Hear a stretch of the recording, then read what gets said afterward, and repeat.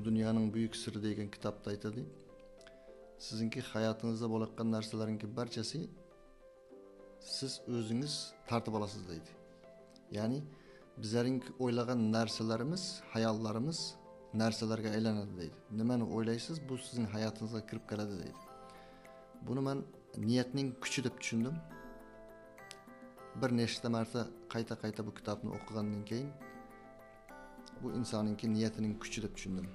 Ya'ni biz hayotda nimani niyat qilamiz, shu narsaga erishamiz. Niyat qilish deganda bu faqat qo'limizni ochib, tilimiz bilan gapirib qo'yishing o'zi bu niyat emas. Bizlar o'ylaganimiz ham, hayolimizni o'tkazganimiz ham, bizlar jahlimiz chiqib birovga gapirganimiz ham bu bizlarning niyatimiz bo'ladi. Mabodo bizlar birovlarga yomonlik tilasak, birovlarga shikoyat qilsak, bular ham men o'zim o'yimcha endi bu. Bular ham xuddi bizlar o'zimizga tilakkandek bu niyat bo'lib qoladi.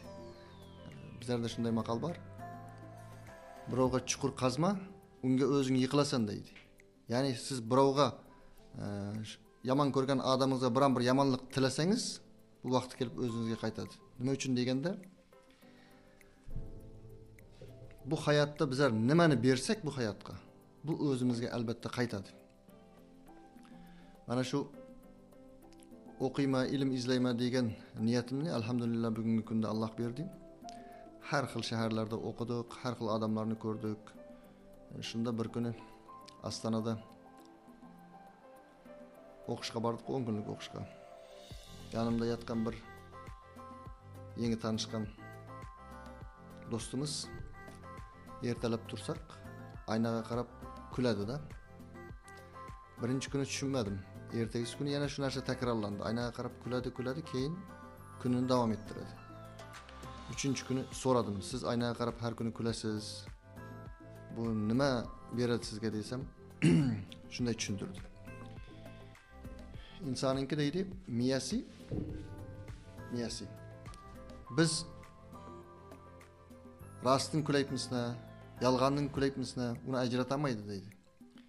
Qachonki aynaga qarab kulib olgan vaqtimizda deydi, 2 minut shu kulishni davom ettiradigan bo'lsak deydi, miya tushunadiki, bu insonninki ishlari zo'r, buni davom ettir deb tushunadi va kuning oxirigacha bu kulgi ta'sir qiladi, kunim yaxshi o'tadi deydi-da. Men buni shukronalik deb tushundim. Ya'ni bizlar bor hayotimizda ertalab turgan paytimizda shu uyg'onganimizga, shu nafas olayotganimizga, shu bor ekanimizga bu dunyoda, sog'lom ekanimizga shukr qiladigan bo'lsak, kunimiz u yoqqa yaxshi o'tadi deb tushundim. O'qish davomida juda ko'p elni ko'rgan, juda ko'p xatoliklarni ko'rgan, juda ko'p yutuqlarga yetgan odamlar bilan juda bir ko'p gaplashib, ko'p joylarda birga o'qishimizga to'g'ri keldi. Bulardan juda ko'p narsani o'rgandim. Yaqinda bir inson bilan uchrashib qoldik. Shunda men so'radim-da. Bizlarga o'ylar qaqtin keladi dedim-da. Hayollar qaqtin keladi desam, bir varaqqa tushuntirib, mana bu narsani aytib berdi. Hozirgi kundagi natijamiz deydi. Bizlarinki natijamizdan oldin bizlar unga deydi, bu narsani ya gapiramiz deydi, ya unga amal qilamiz, harakat qilamiz. Harakatdan keyin natija oladi deydi. Lekin harakat qilishimizdan oldin shu ishni qilish, biron bir ishni bajarish uchun bizlarga o'y keladi deydi. O'ydan oldin ham turadigan narsa bor, bu niyat deydi. Endi men so'radim. Shu niyat dedim, qanday bo'ladi desam, niyat nimaga qarab bo'ladi desam, niyat insonninki payliga qarab bo'ladi deydi. Payli keng insonlarda deydi, yaxshi niyat bo'ladi deydi. Yaxshi niyat olgandan keyin undan yaxshi o'y chiqadi. Yaxshi o'y bor joyda yaxshi harakat bo'ladi deydi. Natijasi ham yaxshi bo'ladi deydi. Eng birinchi men tushundimki, birinchi bizlar o'zimizki odatlarimizni to'g'rilashimiz kerak ekan. Odatlar deganda nima edi?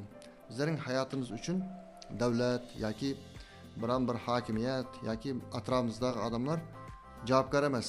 Bizlarning hayotimiz uchun faqat o'zimizgina javobgarmiz. Shuning uchun bizlarning hayotimizda nima sodir bo'lishidan qat'iy nazar bizlar birovni ayblamasligimiz kerak.